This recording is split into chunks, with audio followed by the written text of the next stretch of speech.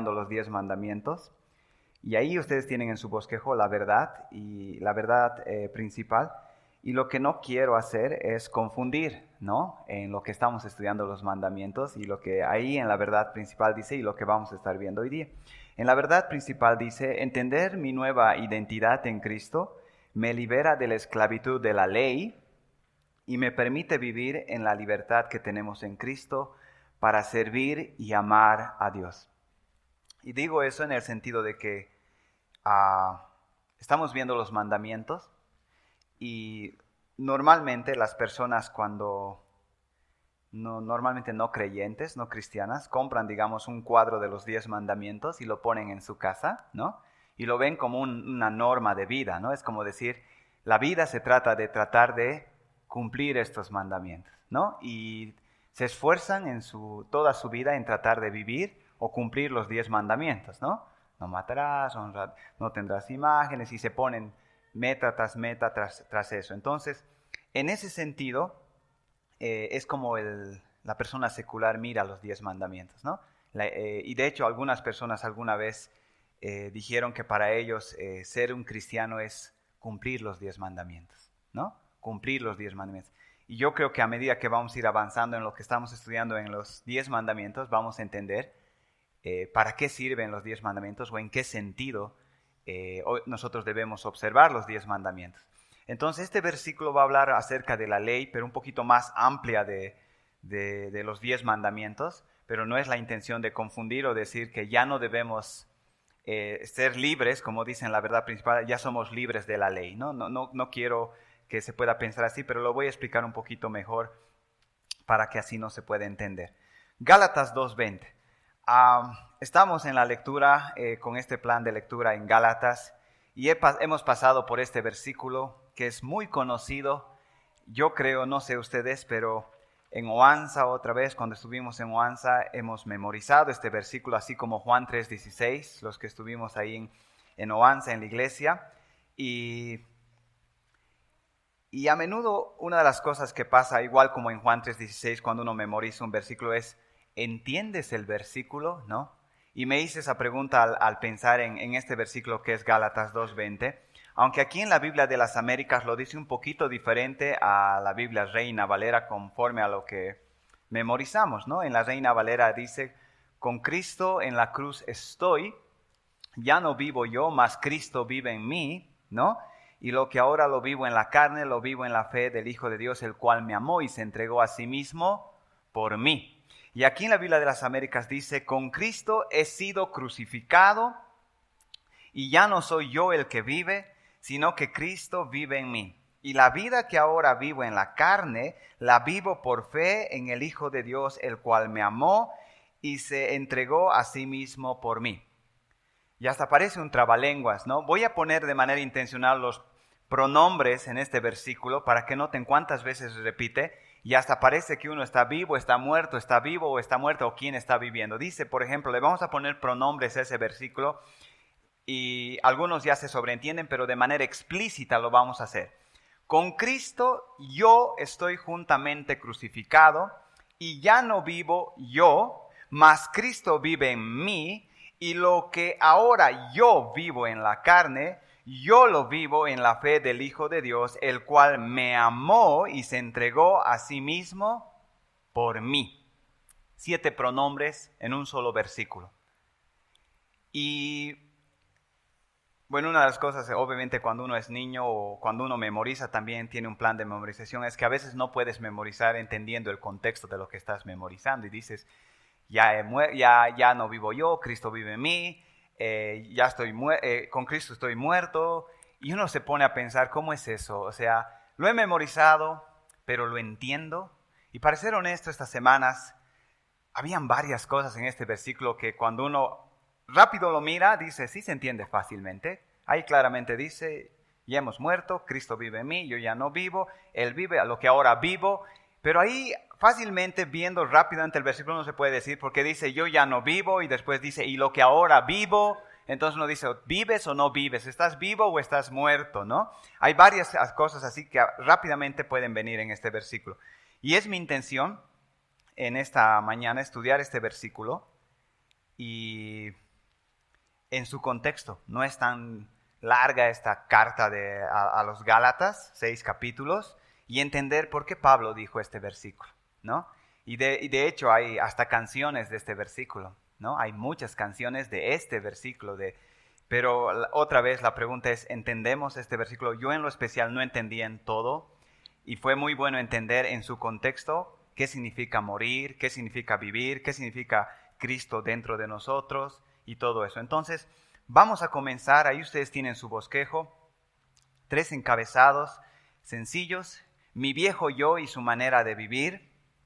El otro tienen ahí abajo, mi nuevo yo y su manera de vivir.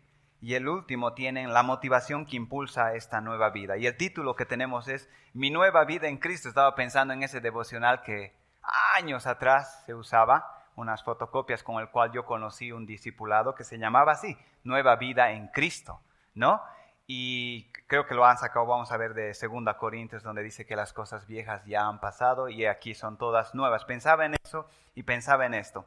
Vamos a estudiar esto y vamos a empezar entendiendo un poquito el contexto y con el primer punto, ¿sí? Es mi viejo yo y mi manera de vivir. ¿En qué contexto Pablo dijo, con Cristo he sido crucificado y ya no vivo yo, sino... y ya no soy yo en la Biblia de las Américas el que vive, sino que Cristo vive en mí. Y la vida que ahora vivo en la carne, la vivo por fe en el Hijo de Dios, el cual me amó y se entregó a sí mismo por mí. Lo primero que vamos a ver es algo que estaba pasando en esta carta. Pablo no está presente en esta iglesia. Esta carta la escribió como una emergencia por lo que estaba pasando en esta iglesia. Y esto es algo que ya en el libro de Hechos empezó a pasar acerca de los judaizantes, como ustedes saben, o algunos han leído o han estudiado eso. Pero aquí estaba pasando algo. Vamos a ir viendo el contexto para ir respondiendo por qué este versículo Pablo lo dijo. ¿Por qué dijo esta expresión Pablo? Que resume mucho de toda esta carta y nos va a ayudar a entender mucho la carta de los Gálatas a propósito. Por ejemplo, en Gálatas capítulo 1, versículo 6, dice Pablo, después de un breve saludo, normalmente él se extiende un poco más en sus saludos, pero después de un breve saludo dice en el versículo 6 del capítulo 1, me maravillo de que tan pronto hayáis abandonado al que os llamó por la gracia de Cristo para seguir un evangelio diferente, que en verdad no es otro evangelio, solo que hay algunos que os perturban y quieren pervertir el evangelio. Como nosotros sabemos, el evangelio es por medio es por gracia, por medio de la fe. Y habían aquí algunos, como dice en el capítulo 2, versículo 4, dice, y esto fue por causa de falsos hermanos introducidos secretamente que se habían infiltrado para expiar la libertad que tenemos en Cristo Jesús a fin de someternos a esclavitud. Habían falsos hermanos, como dice Pablo, que habían estado enseñando que creer en Jesucristo para salvación no era todo. Necesitaban hacer algo más. Y algo específicamente en lo que estaban apuntando era en la circuncisión. Quería que los gentiles se circunciden y querían que empiecen a observar, es decir, a guardar algunas cosas que en la vieja tradición lo estaban haciendo, y esto con la intención de ser aceptados por Dios, es decir, para ganar el favor de Dios. ¿Sí? O sea, estas personas, por así decir, creían, enseñaban el evangelio, pero al mismo tiempo estaban pidiendo que se circunciden y observen una serie de tradiciones que antes de ser cristianos ellos estaban observando. Y Pablo va a insistir en varios capítulos, incluso en el capítulo, por ejemplo, en el capítulo 1, en el mismo capítulo, noten lo que va a decir Pablo en el versículo 13 al 14, dice, porque vosotros habéis oído acerca de mi antigua manera de vivir en el judaísmo, de cuán desmedidamente perseguía yo a la iglesia de Dios y trataba de destruirla. Y como yo aventajaba en el judaísmo a muchos de mis compatriotas contemporáneos, mostrando mucho más celo por las tradiciones de mis antepasados. Pero cuando Dios, que me apartó desde el vientre de mi madre, me llamó por su gracia, tuvo a bien revelar a su Hijo en mí para que yo lo anunciara entre los gentiles. no consulté enseguida con carne ni sangre. Lo que Pablo está diciendo, ustedes saben las características que yo tenía y cuánto yo era superior a mis contemporáneos, pero no fue por eso que Dios me eligió a mí, sino fue, y ahí resalta en el versículo 15, fue por su gracia. No fue por las características que yo tenía porque las tenía, sino fue por su gracia. Entonces, por toda la carta, Pablo va a empezar a mostrar el origen de su mensaje, a su propia vida, y para que ellos podían entender que era por gracia y no por guardar las obras de la ley. Entonces, eso estaba pasando con personas ahí que estaban diciendo que tenían que creer en Cristo, pero al mismo tiempo tenían que observar una serie de cosas que ellos hacían antes. Eso estaban diciendo. Y algunos ejemplos que podemos ver de algunas cosas que se ven en la carta de Gálatas, pero no de manera muy desarrollada. Por ejemplo, en el capítulo 4, versículo 9 dice, pero ahora que conocéis a Dios, o más bien que sois conocidos por Dios, ¿cómo es que os volvéis otra vez a las cosas débiles, inútiles, elementales, a las cuales deseáis volver a estar esclavizados de nuevo? Y ahí dice en el versículo 10 algunas de ellas. Observáis los días, los meses, las estaciones, los años. Es decir, estos creyentes en Galacia habían empezado a celebrar algunas fiestas que para los judíos era importante para guardar la ley. Pero también en Colosenses, vimos el otro día ese pasaje,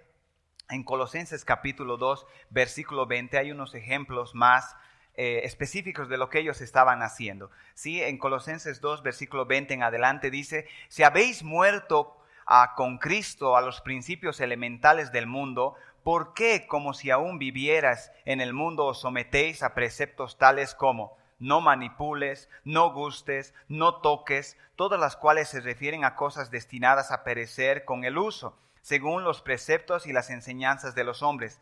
Tales cosas tienen a la verdad la apariencia de sabiduría en una religión humana, en la humillación de sí mismo y en el trato severo del cuerpo, pero carecen de valor alguno contra los apetitos de la carne. Entonces vamos entendiendo un poquito el contexto, ¿no? Estaban guardando fiestas, guardando días, haciendo como leíamos hace rato en la lectura, ¿no? Donde decían no se debe comer así, se debe comer así, y todo eso más Cristo. Y así, de esa manera, vamos a ser aceptados, vamos a ganar el favor de Dios. Entonces esta carta está para combatir esa enseñanza, para decir que eso no es correcto, pero algo interesante que debemos notar en nuestro versículo que está en el capítulo 2 del versículo 20, es que es una parte de la confrontación que Pablo le hace al gran apóstol Pedro. Eso es bien interesante. Este versículo está en la respuesta que Pablo le dice al gran apóstol Pedro. ¿Qué había pasado con Pedro en ese momento? Dice en el capítulo 2, en el versículo 11, dice, pero cuando Pedro vino a Antioquía, me opuse a él cara a cara porque era de condenar. Porque antes de venir a algunos de parte de Jacob, es decir, los de la circuncisión, los judíos, los judaizantes, él comía con los gentiles, pero cuando vinieron empezó a retraerse y apartarse porque temía a los de la circuncisión. Y el resto de los judíos se le unió en su hipocresía de tal manera que aún Bernabé, que estaba con Pablo, fue arrastrado por la hipocresía de ellos.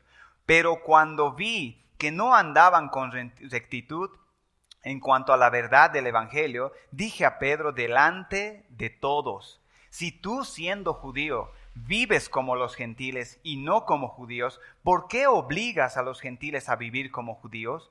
Nosotros somos judíos de nacimiento y no pecadores de entre los gentiles. Sin embargo, sabiendo que el hombre no es justificado por las obras de la ley, sino mediante la fe en Cristo Jesús, también nosotros hemos creído en Cristo Jesús para que seamos justificados por la fe en Cristo y no por las obras de la ley, puesto que por las obras de la ley nadie será justificado. Y siguen los versículos y noten que en esta confrontación que Pablo le está haciendo a Pedro, está este versículo que dice, con Cristo estoy juntamente crucificado.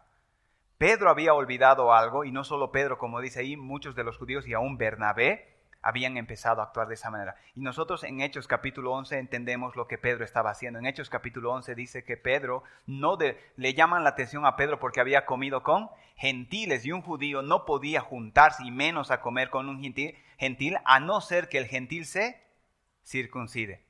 Y eso es lo que estaba pasando aquí.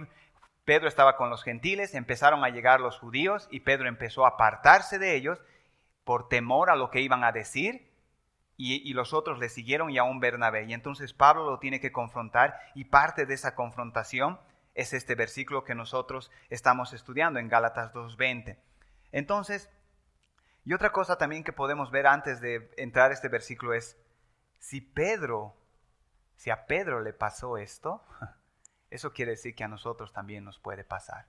Y vamos a ver en qué sentido nosotros también podemos estar pasando lo que Pedro y otros estaban pasando ahí. Tal vez ni siquiera nos estamos dando cuenta. Entonces, Pablo va a mandar esta carta, como he dicho, y la idea es confrontar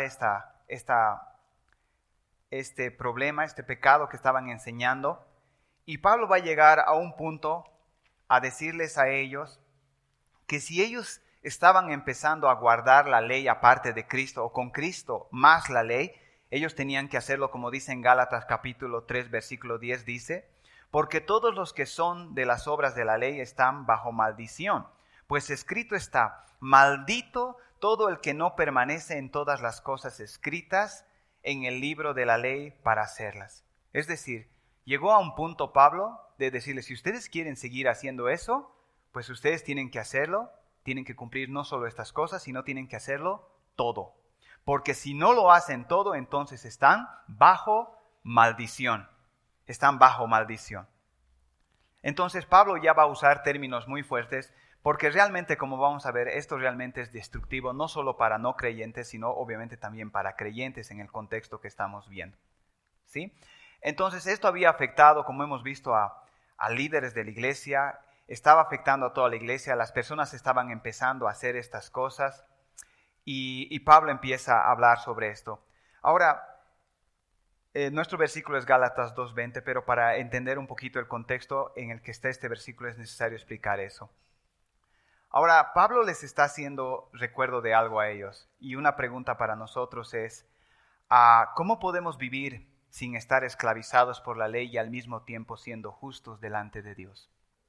Esta era la pregunta que tenían los judaizantes que por esa pregunta estaban haciendo lo que estaban haciendo. Es decir, no se puede ser aceptado, no se puede ganar el favor de Dios solamente con Cristo. Se tiene que hacer todas estas cosas y solo haciendo estas cosas podemos realmente ganar el favor y ser aceptados por Cristo. Entonces Pablo está diciendo, ¿es eso verdad? Esa es la única manera como ellos están enseñando. Bueno, no es ni una manera, pero es la manera como ellos dicen de que podemos ser aceptados con Cristo y guardando la ley.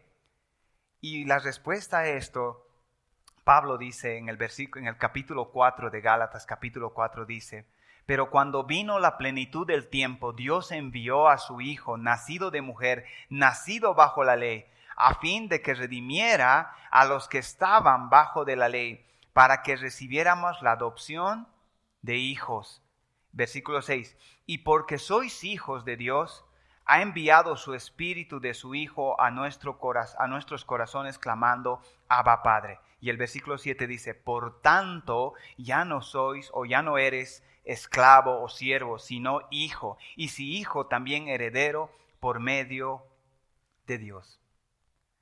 Pablo está diciendo, Cristo vino y nació bajo la ley con el propósito de redimir a los que estaban bajo la ley. Y Cristo ha hecho eso para que ya no seamos esclavos, sino que seamos hijos. Entonces, las personas, la ley en ese sentido, cuando ahora volvemos a pensar lo que decía hace rato en los 10 mandamientos, cuando tú pones los 10 mandamientos, imagínense una persona que se compran los 10 mandamientos en su casa, ¿no? Y se propone guardar cada uno de ellos y esforzándose cada día. ¿Qué creen que va a pasar? No sé, cada uno de nosotros, aunque tal vez no teníamos los mandamientos así, hemos intentado de alguna manera, antes de conocer a Cristo, tratar de agradar a Dios al cumplir esto, ¿no? O sea, tratar de ganar el favor, lo que está pasando, lo que estamos hablando aquí, ganar el favor, ser aceptados por Dios por tratar de guardar eso. Pero lo único que nos encontramos cuando empezamos a hacer eso es frustración, desaliento. ¿Por qué? Porque no se puede. La ley por sí misma no santifica a nadie. La ley es buena, dice Pablo, pero la ley esclaviza con ese tipo de mentalidad. Entonces Cristo nació, dice, bajo la ley para redimir a los que estábamos bajo la ley, para que ya no seamos esclavos, sino hijos. Y todavía hay una pregunta pendiente ahí. ¿Cómo hizo eso Dios a través de la ley?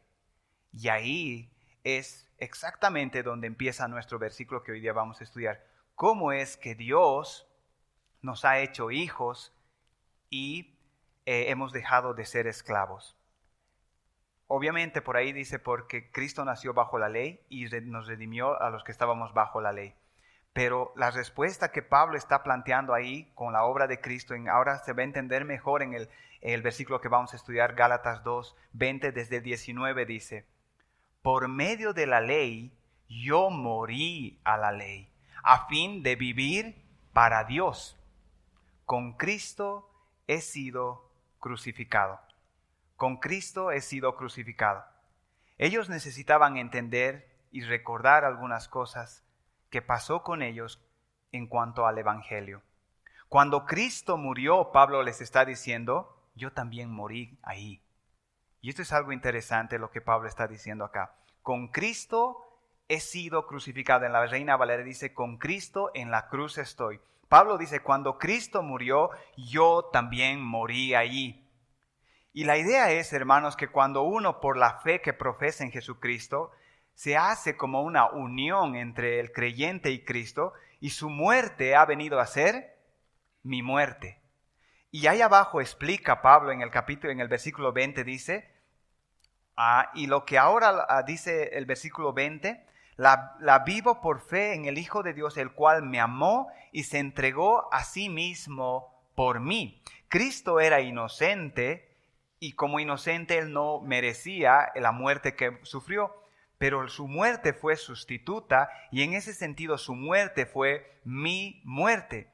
Cristo murió bajo la ley para redimirnos los que estábamos bajo la ley. Entonces, lo primero que Pablo dice, con Cristo en la cruz estoy. Es decir, ahí yo morí. Y una pregunta que podemos hacer es, ¿qué murió ahí?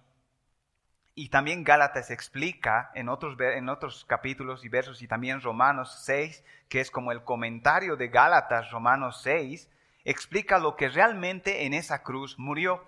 Por ejemplo, en el capítulo 5, versículo 24 de Gálatas, dice, pues los que son de Cristo Jesús han crucificado la carne con sus pasiones y deseos. Ese día en la cruz, mis deseos y mis pasiones fueron crucificadas con Cristo. Gálatas 6, capítulo 14. Gálatas 6, versículo 14 dice, pero jamás acontezca que yo me gloríe, sino en la cruz de nuestro Señor Jesucristo, por el cual el mundo ha sido crucificado para mí y yo para el mundo.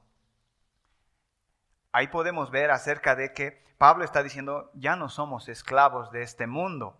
El mundo ya no tiene, hablando del sistema, como un poder sobre nosotros. En Romanos, como decía, Romanos es como el comentario de esta parte que estamos viendo. En Romanos capítulo 6 dice algo similar acerca de qué fue lo que murió en esa cruz. Romanos capítulo 6, versículo 6 también dice, sabiendo esto, que nuestro viejo hombre fue crucificado con él, para que nuestro cuerpo de pecado fuera destruido, a fin de que ya no seamos esclavos del pecado. Y creo que este es uno de los versículos más contundentes en lo que Pablo está diciendo. Dice, sabiendo esto, que nuestro viejo hombre fue crucificado con él, para que nuestro cuerpo de pecado fuera destruido, a fin, con el propósito de que ya no seamos esclavos del pecado. Ahora, entonces, Pablo está explicando qué fue lo que murió en la cruz cuando Cristo murió. Y lo que debemos que entender es en el contexto de lo que Pablo está hablando en la carta de los Gálatas, de los judaizantes que decían que Cristo está bien, pero también teníamos que observar la ley. Entonces Pablo está diciendo, mi viejo hombre ya murió. Por eso como primer punto teníamos mi viejo yo y su manera de vivir. Lo que está diciendo en palabras sencillas es, mi antiguo yo que violó la ley ya no existe. Y eso es importante entender en este versículo. Mi antiguo yo que violó la ley, que rompió la ley. ¿Qué decía la ley en Romanos 6:23? La ley dice, la paga del pecado es muerte. Entonces Pablo está diciendo, mi antiguo yo, es decir, el antiguo Pablo, ese ya murió. Y la ley dice que la paga del pecado es muerte. Murió con Cristo. Todas nuestras deudas con la justicia divina fueron canceladas. Eso es lo que está diciendo Pablo con Cristo. Y les está recordando a los de Galacia, a estos de esta iglesia, que ellos ya han muerto en este sentido a la ley. Es por medio de la muerte que hemos quedado libres, como dice Pablo en Romanos otra vez, Romanos capítulo 6, leíamos hace rato. Veamos el versículo siguiente también, el versículo 7, dice Romanos 6, 7, dice, porque el que ha muerto ha sido libertado del pecado. ¿Sí? Y el capítulo 7, el 4 y el 6, Romanos 7, 4 y 6 dice, por tanto, hermanos míos, también a vosotros se os hizo morir a la ley por medio del cuerpo de Cristo, para que seáis unidos a otro, aquel que resucitó de entre los muertos, a fin de que llevemos fruto para Dios. Porque mientras estábamos en la carne, las pasiones pecaminosas, despertadas por la ley, actuaban en los miembros de nuestro cuerpo a fin de llevar fruto para muerte. Pero ahora hemos quedado libres de la ley, habiendo muerto a lo que nos ataba, de modo que sirvamos en novedad del espíritu y no en el arcaísmo de la letra. Entonces, lo primero que Pablo está diciendo cuando dice acá, por medio de la ley yo morí a la ley, con Cristo he sido crucificado, es decir, con mi muerte la ley quedó saldada. Y algo tal vez sencillo para entender esta primera parte es, cuando uno adquiere una deuda en el banco, cuando uno saca un préstamo, y estaba pensando en esto porque algunos cuando son casados sacan el préstamo mancomunado, ¿no? Es esposo y esposa, es decir, pero pensemos en solo una persona que ha sacado una deuda con el banco. Y es interesante porque así funciona también este sistema. Si fuera solo una persona y si la persona se muere, ¿qué pasa con esa deuda? Se cancela. Se cancela. Obviamente con esas deudas ustedes saben que viene un seguro y el seguro cubre lo que muere, ¿no? Por eso decía, pero cuando es pareja, la deuda pasa a la pareja. Pero cuando es solo uno, entonces la deuda se cancela. Y lo que está diciendo Pablo, o está recordando aquí Pablo, es eso. Cuando uno muere, la deuda queda cancelada. Ya no somos más esclavos en el contexto de la ley que le está explicando para volver a servir voluntariamente a la ley. Entonces Pablo dice, con Cristo he sido crucificado, hemos muerto. En ese sentido el cristiano ha muerto, en el sentido a la ley, y ahí veíamos todo lo que ha muerto en nosotros cuando Cristo murió. Pero algo interesante es que no se queda ahí, dice ahí, con Cristo he sido crucificado, y ya no vivo yo, y ya no soy yo el que vive, sino que Cristo vive en mí. Y la segunda parte Pablo dice, mi nuevo yo y su manera de vivir. Ya no soy yo el que vive, sino que Cristo vive en mí.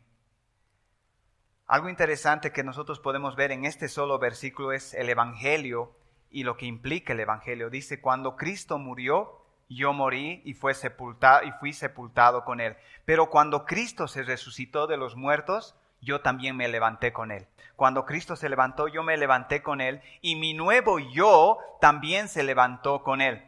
Y eso es lo que dice en Romanos capítulo, otra vez vamos a estar yendo a Romanos capítulo 6, versículo 5, dice, porque si hemos sido unidos a Él en semejanza de su muerte, ciertamente lo seremos también en semejanza de su resurrección.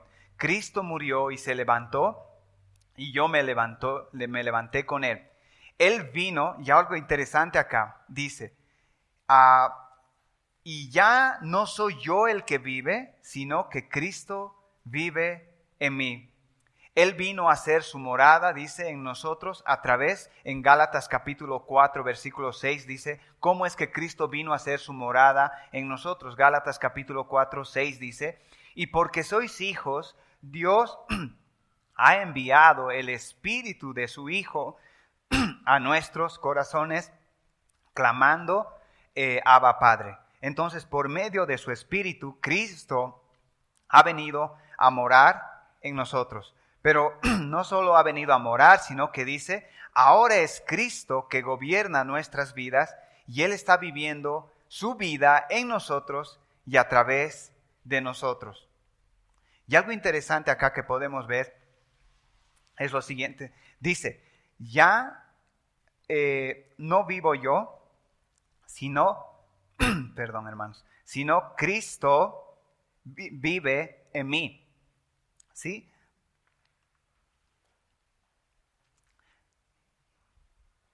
Aquí tengo un poquito de agua. Gracias.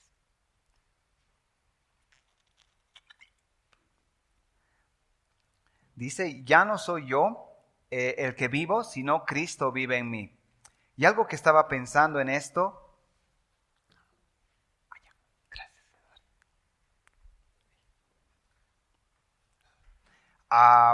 Esto es algo que nos puede ayudar a pensar yo creo que se entiende, pero en la práctica tiene implicaciones bien interesantes en nuestra manera de vivir cada día. Dice, yo ya no soy el que vivo, sino Cristo vive en mí. Lo primero que venía a mi mente cuando pensaba en este pasaje es la manera que un cristiano está viviendo a su antigua vida. Una de las cosas que debe haber es una diferencia. Debe haber una diferencia en lo que ahora vive, en lo que antes vivía. Porque lo que está diciendo es que Él ya no vive, sino Cristo vive en mí. Lo que está diciendo es que yo ya no gobierno mi vida, sino que Cristo gobierna mi vida. El enfoque de esta nueva vida ya no soy yo, sino es Él. Y el secreto de la vida está en la relación con Él y mi dependencia de Él. Mis ojos fueron quitados de mí y puestos en Él. Y lo que pensaba es, mientras mejor conozca a este nuevo huésped que ahora mora en mí, entonces mejor podré vivir esta nueva vida andando por el Espíritu y no por la carne. Fue de gran ayuda para mí porque creo, como decía, lo que le pasó a Pedro a menudo hay días donde nos pasa exactamente lo mismo. ¿Y en qué sentido? Muchas veces nosotros, aunque no nos lo decimos explícitamente, igual como lo que estaba pasando aquí, tratamos de ganar el favor y la aceptación de Dios por las cosas que hacemos o dejamos de hacer. Por las habilidades que tenemos podemos ver en cuanto al servicio, por la manera en cómo nos comportamos con otros hermanos. Muchas veces en nuestra mente evaluamos nuestra justicia, miramos nuestra santidad. Algo que creo que nos pasa también es que nos andamos comparando con otros hermanos acerca de si es más santo o más piadoso que yo. Y un montón de esas cosas pasan por nuestra mente que a menudo lo que traen a nuestro corazón y a nuestra vida es frustración, desánimo. Y lo que nos tenemos que dar cuenta es que lo que está diciendo aquí es muy importante, esta declaración que dice, yo ya no vivo, sino que Cristo vive en mí. Y nosotros pasamos mucho tiempo mirándonos a nosotros mismos como si nosotros estaríamos viviendo y no mirando a Cristo que por medio de su Espíritu, como decía, vive en nosotros.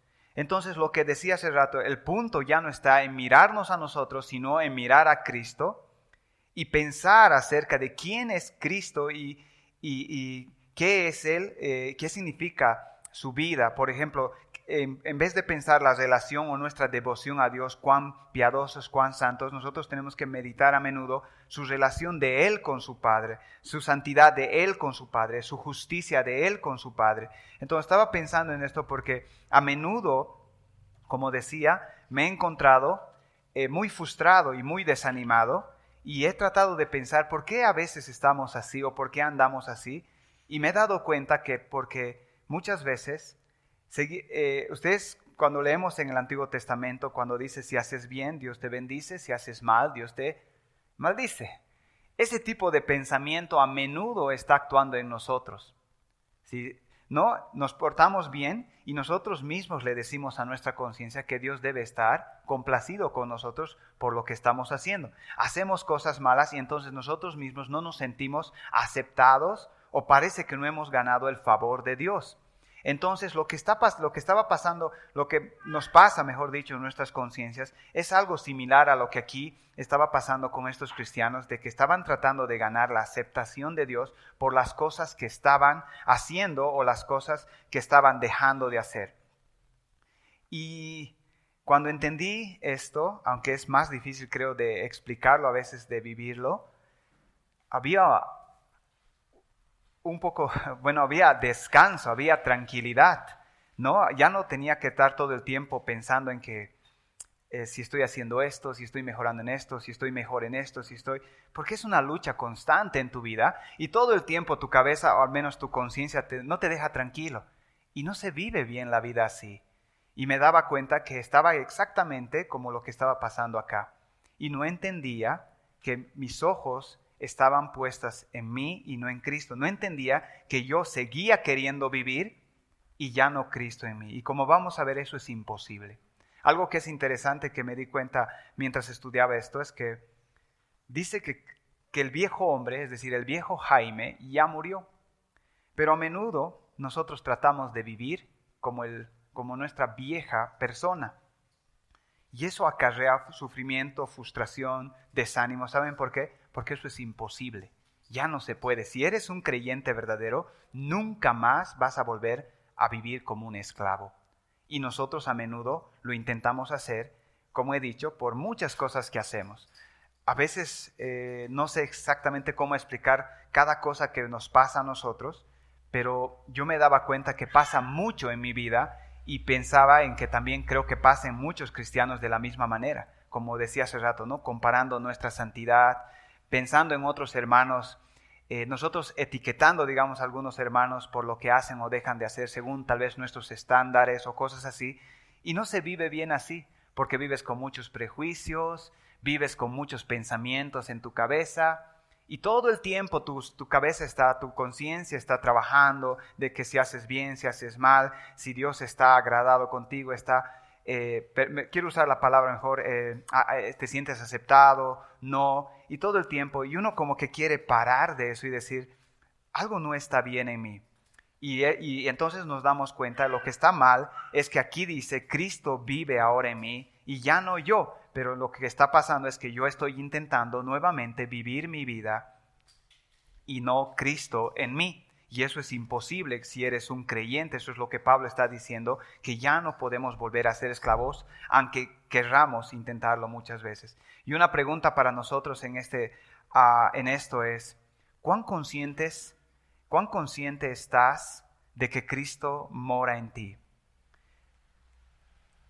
Yo recuerdo cuando hacíamos esta famosa oración del pecador y todo eso, ¿no? Y aceptar a Jesús en tu corazón y todo eso que explicábamos o que le decíamos a las personas. Pero como he dicho, se puede hablar de eso un montón, pero no sé si estás consciente de lo que está diciendo acá. Cristo por su Espíritu ahora está viviendo y es Él el que va a vivir en ti y ya no tú. Y si estás viviendo de frustración, de desánimo, es porque estás volviendo a intentar llevar tú las riendas de tu vida. ¿Sí? Y una pregunta es, ¿quién está viviendo en ti realmente? ¿Quién está gobernando tu vida? Porque eso es lo que está diciendo aquí Pablo. Yo ya no vivo. Mi justicia, mis características, mis habilidades en realidad no importan. Lo que importa es la justicia, las habilidades, la piedad y la santidad de Cristo. Y una pregunta también que nos podemos hacer acá es, ¿qué nos define a nosotros como cristianos? A veces cuando uno quiere identificarse como cristiano y preguntamos, ¿qué nos define? Como decía hace rato, no tiene que ver con la profesión, habilidades aún nuestra piedad o nuestra justicia. Hace rato leíamos un versículo en Isaías 64 donde decía, y me hacía recordar eso, aunque no lo tenía en mis notas, decía, nuestras justicias, no dice nuestras cosas malas que antes de conocer al Señor, sino nuestras cosas buenas, entre comillas, o justicias, delante del Señor son como trapos de inmundicia, como trapos de inmundicia. Entonces, quiero leer algunos versículos para que refuerce esta idea de decir, Cristo está, no solo como nos enseñaban antes, ha entrado a tu corazón, sino Cristo está viviendo en ti, ¿sí? Y Él está llevando, y Él ha venido a morar en ti para vivir su vida en ti y a través de ti. Y eso es interesante. Y cuando nosotros entendamos eso, vamos a empezar nuestras conciencias van a empezar a descansar de nuestras propias justicias, de observarnos mucho a nosotros, de estar comparándonos muchos a nosotros, porque lo que va a importar ya no va a ser nosotros, como dice Pablo aquí, yo ya no vivo, sino Cristo vive en mí. Y para eso quiero reforzar, porque yo sé que con la repetición, a veces nuestros cerebros se ponen más conscientes de lo que aquí Pablo está diciendo. ¿Te das cuenta que Cristo vive en ti? Y algunos versículos ya Sergio los leyó y algunos me gustaría leerlos. Por ejemplo, en Gálatas 3, capítulo 27 decía, porque todos los que fuisteis bautizados en Cristo, de Cristo os habéis revestido. Nosotros hemos sido revestidos de Cristo. Colosenses capítulo 3, versículo 3. Colosenses 3:3 dice que por la revelación me fue dado a conocer el misterio estoy en Efesios. Colosenses capítulo 3, versículo 3 dice, porque habéis muerto y vuestra vida está escondida con Cristo en Dios. Y estos versículos nos va a dar una idea que mientras yo lo leía, lo que está diciendo es que el día que Cristo, cuando nosotros nos convertimos a Cristo y hemos muerto con Cristo, nuestra vida ha sido escondida, es decir, hemos pasado a una posición, como por así decir, tal vez no se explica mucho, pero como pasiva. Ya no estás viviendo tú ahora, tú ya no eres el protagonista, ahora tu vida está escondida en Cristo, porque es Cristo ahora que está viviendo su vida a través de ti. Después en Colosenses 3, versículo 10 también dice, y os habéis vestido del nuevo hombre, el cual se va renovando hacia un verdadero conocimiento conforme a la imagen de aquel que lo creó. Nuestra vida se está pareciendo cada vez a aquel, dice, que lo creó. Después dice en 2 Corintios, este es el versículo que citaba hace rato, 2 Corintios, un versículo muy conocido, capítulo 5, 17, 2 Corintios 5, 17, dice, de modo que si alguno esté en Cristo, otra vez en Cristo, nueva criatura es, las cosas viejas pasaron, y aquí son hechas nuevas. Una de las cosas que nos vamos a sorprender o nos tiene que llamar la atención para saber que esto es una gran verdad, es que Pablo más adelante en Gálatas les va a decir, ¿dónde está aquel gozo y aquella experiencia que ustedes tenían cuando conocieron a Cristo? Y una de las cosas que dice aquí, las cosas viejas pasaron, y aquí son todas hechas nuevas. Y hace rato en Gálatas leíamos donde decía que en la cruz murió nuestras pasiones y nuestros deseos, pero el nuevo hombre vino con nuevos deseos y nuevas pasiones. Y eso nos ha pasado a todo aquel que verdaderamente es creyente. Tiene deseos por cosas que antes no tenía deseos y ya no desea cosas que antes deseaba. Y Pablo les dice, ¿qué ha pasado con esa experiencia que han tenido ustedes? A tal punto tenían tanto gozo, y ahí que Pablo le dice acerca de su enfermedad, posiblemente algunos dicen que es de su vista en Gálatas, que les dice, a tal punto estaban tan agradecidos por ese evangelio, que si hubieran podido sacar sus ojos y me los hubieran podido dar a mí. Estaban tan agradecidos, tenían tanto deseo, tanta pasión, y eso es ¿por qué? Porque el huésped vino a morar en ellos y causó eso. Entonces, eso es algo como hasta que se puede probar, eso es algo verídico. Cristo vino a morar y nacieron nuevos deseos, nuevas pasiones que antes ellos no tenían, y Pablo a lo largo de Gálatas les va diciendo eso. ¿Dónde está todo eso? ¿Han recibido esos deseos, esas pasiones, ese gozo por la carne o por el Espíritu que vino a morar en vosotros? También en 2 Corintios capítulo 2, versículo 14 al 16. 2 Corintios capítulo 2, versículo 14 al 16 dice: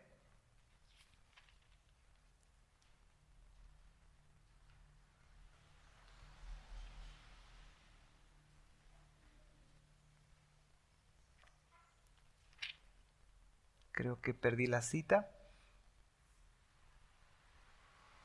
2 Corintios 4 del 7 al 10, perdón.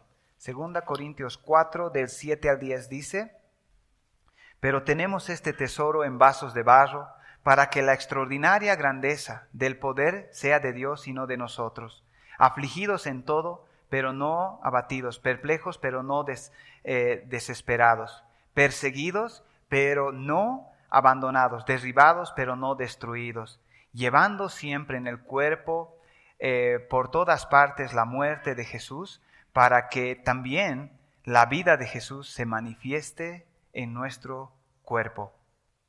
Llevando, dice la última parte, a todas partes la muerte de Jesús, para que también la vida de Jesús se manifieste en nosotros.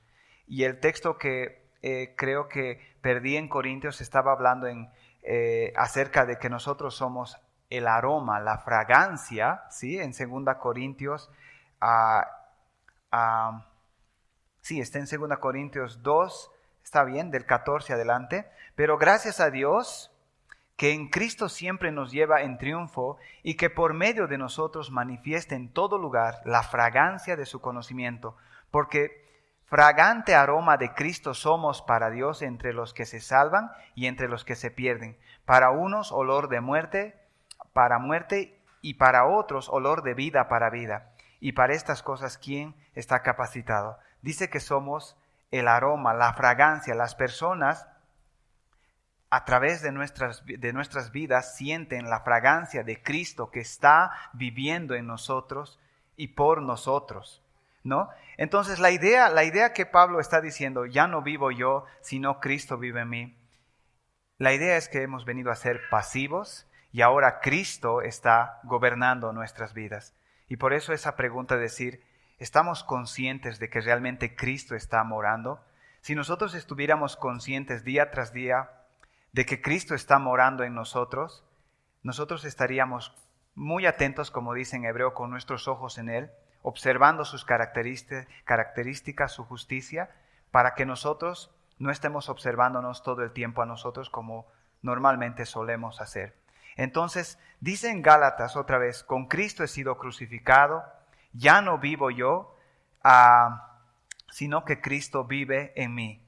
Y dice ahí, y la vida que ahora la vivo en la carne, la vivo por fe en el Hijo de Dios, el cual me amó y se entregó a sí mismo por mí. Entonces, lo primero, otra vez recapitulando, les dice, nosotros hemos muerto a la ley y nosotros ya no tenemos que vivir esclavos de la ley. Ahora nosotros ya no estamos viviendo, sino que Cristo está viviendo en nosotros. Y nosotros vivimos esta nueva vida por fe en el Hijo de Dios, el cual nos amó y se entregó a sí mismo por mí. Y estaba pensando en esto acerca de la motivación que nos impulsa en nuestra nueva vida. Y esa motivación dice, el cual me amó y se entregó a sí mismo por mí. Otra vez hemos meditado, hemos hablado algunas veces acerca del amor de Dios hacia nosotros. Pero en este contexto de la ley y lo que la ley decía, Pablo está diciendo el cual me amó, y al ladito dice la forma práctica en la que Pablo fue amado por Cristo. Dice, el cual se entregó a sí mismo por mí. De esa manera me amó. Y en ese contexto venía a mi mente los versículos tan conocidos como Juan 3:16, cuando decía, de tal manera nos amó. O en Juan, donde dice, que mirad cuál amor nos ha dado el Padre para que nosotros seamos hijos de Dios, lo mismo que está diciendo acá. Al mandar, como dice Gálatas, a su Hijo en el tiempo propicio, que nació bajo la ley para redimirnos a los que estábamos bajo la ley. Nos amó y demostró al entregar su vida por nosotros. Y después de estar pensando en estos textos, leí Romanos capítulo 8, que quiero leerlo con ustedes, pero lo vi ya de otra manera. Romanos capítulo 8, desde el 31 en adelante, fue tan diferente para mí después de haber pensado en esto en cuanto a lo que está diciendo aquí Pablo. Romanos capítulo 8, desde el 31 en adelante dice: entonces, ¿qué diremos a esto? Si Dios está por nosotros, ¿quién estará contra nosotros? Dios se puso, dice Pablo, de nuestro lado. El que no eximió ni a su propio Hijo, sino que lo entregó por todos nosotros, ¿cómo no nos concederá también con Él todas las cosas? Y otra vez este punto que estoy viendo es acerca de la motivación para vivir en esta nueva vida. Y Pablo está hablando acerca del amor de Cristo. Y aquí dice, el que nos amó entregó a su Hijo, ¿y cómo no nos va a conceder con Él todas las cosas? Y una pregunta que me hacía ahí, o recordaba de hace tiempo, era que alguien decía, Dios ya nos ha dado lo más valioso que Él tiene, a su propio Hijo. Y Pablo está preguntando, entonces, ¿cómo no nos va a conceder las demás cosas si ya nos ha dado lo más valioso que era para Él, a su Hijo? Dice el versículo 33, ¿quién acusará a los escogidos de Dios? Dios es el que justifica. ¿Quién es el que condena? Cristo Jesús es el que murió. Sí, más aún, el que resucitó, el que además está a la diestra de Dios y el que también intercede por nosotros. Y el 35 dice, ¿quién nos separará del amor de Cristo? ¿Tribulación, angustia, persecución o hambre, desnudez, peligro o espada? Tal como está escrito, por causa tuya somos puestos a muerte todo el día, somos considerados como ovejas para el matadero. Versículo 37 dice, pero en todas las cosas nosotros somos más que vencedores por medio de aquel que nos amó. Y esto es algo interesante porque de esa manera pensé en la palabra motivación en esta nueva vida. Dice este último versículo, pero en todas las cosas somos más que vencedores. Y escuchaba una ilustración de una persona acerca de este tema. Decía, cuando una persona está peleando con otro tal vez que es más fuerte que él, y en su mente todo el tiempo está diciendo, me va a pegar, me va a ganar, me va a ganar. El autor de eso decía, ya perdió, porque con esa mentalidad no va a ganar. Pero aquí dice, nosotros somos más que vencedores por medio de aquel que nos amó. Y eso es algo interesante en cuanto a la palabra motivación, por lo que está diciendo es, esta nueva vida, nosotros tenemos la motivación del amor y las promesas que Dios ha hecho. Y es más, lo que está diciendo es que esta batalla, esta vida que estamos pasando, ya está ganada. Ya está ganada porque dice, somos más que vencedores por medio de aquel que nos amó. Y la pregunta de esa persona que daba la ilustración es, ¿cómo pelearías una pelea que sabes que ya la has ganado? ¿Cómo pelearías una pelea que sabes que ya la has ganado? Entonces Pablo dice, de tal manera nos amó que dio a su Hijo por nosotros, ¿no? Y otra vez vuelve a la obra de Cristo, como decía. Y eso es lo que está diciéndoles a los de esta iglesia que habían olvidado acerca de que ya no eran esclavos, ya habían sido rescatados, y que piensen y que se animen y se fortalezcan, y la motivación que iban a tener era el amor y la muestra de ese amor de Dios en Cristo Jesús. Yo estaba, tal vez no pude explicar en esencia lo que ha sido para mí entender después de varios años de que no tienes que vivir con tu conciencia todo el tiempo juzgándote, desanimándote, frustrándote porque sientes que Dios está así contigo, sientes que Dios no está así contigo y no se puede vivir así. Es muy frustrante, hasta muchas veces cuando tienes esa lucha en tu mente cada día, da ganas de ya no vivir esta vida cristiana y mejor te vas al mundo y tal vez esa conciencia se calma y se acaba todo. Pero ese no es el camino, como dice Pablo. El problema es que tú no estás considerando a Cristo y su suficiencia y su justicia, sino estás muy puesto los ojos en ti mismo y en todo lo que tú puedes llegar a hacer para ganar el favor de Dios.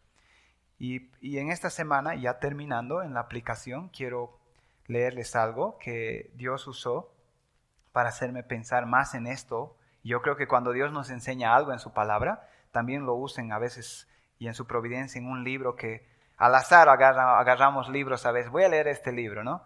Y yo quise leer este libro de acá que es de George Mueller solo porque, bueno, me gusta mucho por las oraciones contestadas, que me anime en mi oración, pero no me imaginé que en el primer capítulo me iba a encontrar con su vida de él, ¿no? Y no sabía su vida. Y él dijo todo lo que había estudiado en la semana en su vida. Y voy a leer algunas cositas ya para ir terminando en cuanto a cómo él era y cómo él vivía antes de conocer a Cristo. Rapidito, solo notas, no voy a leer, solo voy a decir las notas, ¿no? Desde muy corta edad, él dice que recibía mucho dinero de sus padres. Y la razón por la que su papá le daba dinero, dice que no, era solamente para que ellos estén acostumbrados a agarrar plata, ¿no? Pero no podían gastar, solo tenían que agarrar la plata y se acostumbren. ¿Para qué? Para que cuando crezcan, ellos la busquen. Esa era la intención de su padre. Pero George la gastaba y empezó a gastar, y entonces su papá empezó a ver que la plata disminuía y él empezó a mentirle a su papá, ¿no? Empezó a mentirle a su papá. Dice después, poco a poco terminó ya, empezó con eso y después empezó a robarles su plata a sus padres, ¿no? Empezó a robarles. Aunque muchas veces dice que su papá lo sorprendía, él no se sentía culpable por lo que él hacía, más bien pensaba cómo tener más astucia la próxima vez para no ser atrapado, ¿no? En eso pensaba. Y cuando pensamos, perdón, tal vez no dije al principio quién él era, algunos saben que él llegó a ser un padre de huérfanos, como es su título, ¿no? Llegó a como se dice, acarrear tanto dinero sin pedirle a nadie y a cuidar de muchos huérfanos, pero esta fue su vida antes de conocer a Cristo. Después dice que fue enviado a una escuela, y aquí empieza lo interesante, fue enviado a una escuela religiosa, ¿no? Porque su padre quería que él sea clérigo, lo que nosotros podríamos pensar como un pastor, un obispo de una iglesia. Y no porque quería que sirviera a Dios, sino porque los clérigos tenían una vida acomodada. Su padre lo veía todo en términos de dinero. Dice que fue enviado a ese tipo de escuelas y entonces en esas escuelas empezó sus historias con borracheras. Uno lee la vida de él y no puedes creer que él vivía así. Después dice, cuando iba a llegar el día de su confirmación, en la iglesia católica donde él estaba, dice que en la participación de la cena, él participaba de la cena del Señor, mientras al mismo tiempo, en ese tiempo, vivía de inmoralidad sexual. Estaba viviendo en eso y él participaba como si nada en la cena del Señor. Dice que mientras realizaba su confesión el día de su confirmación, estafó al clérigo, ya que le dio una pequeña parte de lo que su papá le había dado, porque ese tiempo se pagaba, entonces solo le había dado una pequeña parte y con el resto se había quedado. O sea, ya había llegado a límites que ya nada, o sea, cuando uno piensa en estafar al pastor o hacer cosas así, ya uno dice, ya no hay límites para este joven. Quería, dice él a veces, su conciencia todavía él cuenta, le daba algunas punzadas, ¿no? Lo que estábamos hablando. Y dice que él quería tener un sentido de solemnidad en las cosas que hacía. Y se propuso dejar los vicios en los que vivía y estudiar más, pero no podía. Y todo se venía abajo y empeoraba cada vez más. Luego dice que conoció a una señorita, que era una señorita católica romana, y tal vez fue ella su motivación, que empezó a hacer varias resoluciones para ser diferente, para dejar esa vida de engaño, de robo, de borracheras, pero dice, hizo resoluciones para ser diferente y las rompía tan rápido como las hacía. Pidió a su padre que le cambiara de ciudad para que de esa manera él podía dejar a sus amigos del pecado y así vivir de una manera diferente. Pero dice que cuando le cambiaban de otra ciudad, caía en una situación más deplorable. En su vida, dice, era tan acomodada económicamente que él era su propio amo. Y dice que se había vuelto tan ocioso y en ese tiempo él empezó a vivir en todo tipo de pecados. Por ese tipo de vida comenzó a robar, yéndose, dice, a hoteles muy caros, sin dinero, con qué pagar. Y de esa manera dice que una vez él llegó a la cárcel y estuvo ahí casi por un mes en la cárcel. Y dice que llegó tanto su miseria que incluso les engañaba a las mismas personas que estaban en la cárcel y 14 días de ese mes no se hablaba con su mismo compañero de la celda, dice. En un cuarto pequeño no le hablaba porque estábamos enojados o algo así. Nuevamente había tratado, dice, de cambiar. Le había mandado a una universidad, su padre, igual religiosa, y él dijo, otra vez me propongo cambiar, y lo que había hecho había sido algo más radical. Se había encerrado por 13 semanas en su habitación, mientras sus compañeros tenían tiempos de esparcimiento. Dice que él se quedaba ahí para que de esa manera él ya no viviera de esa manera que él vivía. Había hecho, dice, durante ese tiempo varios juramentos a Dios de que mejoraría su vida, pero nada. Y yo estaba pensando en esto y en mis notas lo puse en... Él estaba rodeado de un ambiente religioso, ¿no?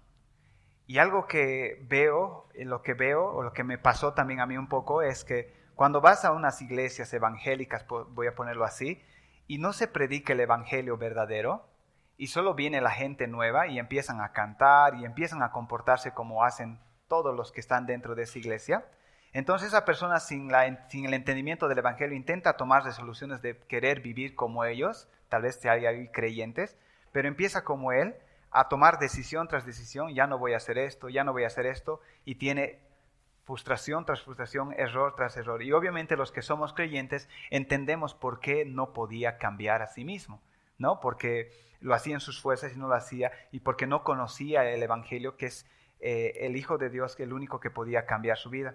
Y al último, después de todas esas frustraciones, y yo solo ahí quiero leerle, él habla así de su conversión. Y dice a él, llegó el momento en que Dios se apiadara de mí. Su amor se había fijado en un miserable como yo antes de que el mundo fuera hecho.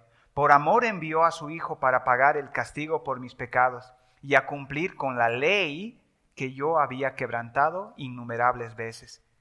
En una situación donde era tan descuidado, Él, como siempre, envió su Espíritu a mi corazón. No tenía una Biblia, no había leído en varios años. Rara vez iba a la iglesia, tomaba la cena del Señor 2 veces al año por costumbre, hasta principios de 1825. Nunca oí predicar el Evangelio.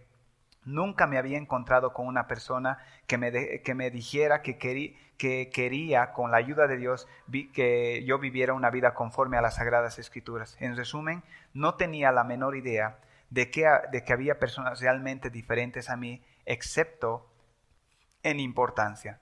Y me llamó la atención lo que él estaba diciendo acá, y dice, entendí que yo no podía cambiarme a mí mismo y no podía cumplir la ley, porque lo único que yo hacía era quebrantarla vez tras vez, pero empieza hablando de Jesucristo como alguien que había cumplido toda la ley y en su justicia entonces, y después él a lo largo de este libro empieza a hablar de la gran satisfacción que él tuvo cuando entendió el Evangelio y lo que de su conciencia había caído de todos los intentos que él había tratado de hacer.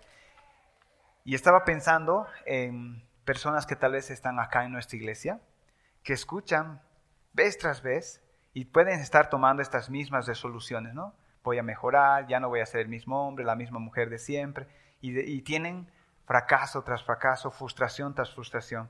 Y lo que estaba enseñando aquí Pablo es porque lo que tenemos que entender es que no tenemos que mejorar nuestro nuevo hombre, nuestro viejo hombre o nuestra vieja mujer, sino eso que tiene que morir primero y después ser resucitado por Cristo por medio del Evangelio. Entonces, ese es el camino que experimentó George Mueller, que cada creyente experimenta después de la frustración de intentar a salvarse a sí mismo. Y otra aplicación que me ayudó mucho, y esto fue de un hermano que me ayudó a entender en Gálatas ya para creyentes, para nosotros, qué cosas nos debe ayudar en la práctica, en el día a día a esto. Y sinceramente, hermanos, no quiero ser místico, pero en esta semana yo hice algo que voy a decir acá y algo cambió en mi vida. Viví mejor, estuve un día más tranquilo y no era que estaba indiferente a mi vida y a mis pecados, pero empecé a pensar en lo que yo mismo estaba diciendo y la vida había paz, más porque tenía mucho, como decía en mi cabeza, no sé cómo explicar, como una voz que todo el tiempo está diciendo así, no, así sí, y nunca se callaba. Entonces, yo escribí esto, dice, 2 cosas en cuanto a nosotros como creyentes. esta enseñanza nos habla, como dice, de quitar nuestros ojos de nosotros mismos y ponerlos en Jesús y dar descanso a nuestras conciencias de tanta culpa, frustración por no llegar a la medida de una falsa justificación, aún en nuestros mejores momentos. Es decir, ya no tenemos que estar todo el tiempo tratando de compararnos, de ver cuán piadosos, cuán santos, si Dios nos acepta o no nos acepta, sino es quitar los ojos y empezar a pensar en quién es Cristo y su justicia y su santidad, su relación con su Padre, y eso nos da descanso. Y por la fe es que todo eso tengo yo. Pero lo segundo que aprendí de esta lección es lo siguiente: debe cambiar nuestra manera de orar. Debe cambiar. Normalmente nosotros cuando oramos decimos, Señor, ayúdame en esto, Señor, ayúdame en esto, no puedo esto, y no está mal orar así. Pero una cosa que aprendí en esta lección es cómo podemos orar al entender que Cristo vive en nosotros. Por ejemplo, cuando vas a ir a una reunión difícil o vas a tener un encuentro con una persona y no sabes realmente qué decir, y si eres creyente y entonces estás consciente de que Cristo mora, entonces puedes tener tranquilidad y puedes orar de la siguiente manera: Señor, no sé qué voy a decirle a esta persona, pero tú, Jesús, eres el ser más sabio que existe. Entonces, haz que tu sabiduría a través de mi boca pueda salir en palabras, Señor. O cuando a veces estás y te sientes débil, entonces otra vez consideras al huésped que tienes y tú entiendes que Jesús es poderoso, entonces tú puedes orar y decir, Señor, yo no me siento fuerte para esto, pero tú eres fuerte, y a través de tu fuerza, y manifiesta tu fuerza a través de mí, ¿no? A través de mí, y que yo pueda sobrellevar esta situación. Y así en cada cosa, lo que me ha animado es en pensar en cosas que no puedo hacer o cosas que siento frustrado, y entonces pienso en la misma cosa en Jesucristo y me animo, y lo que hago era pedirle su ayuda para que a través de mí Él pueda manifestar, como he dicho, su aroma, su fragancia. Entonces, cada vez y esto creo que no es automático, pero requiere estar pensando todo el tiempo en esto, porque a menudo vienen cosas a mi mente como que quiero nuevamente ganarme el favor de Dios, entonces tengo que volver a quién es Cristo y lo que Él ha ganado, y entonces otra vez mi conciencia empieza a tener paz.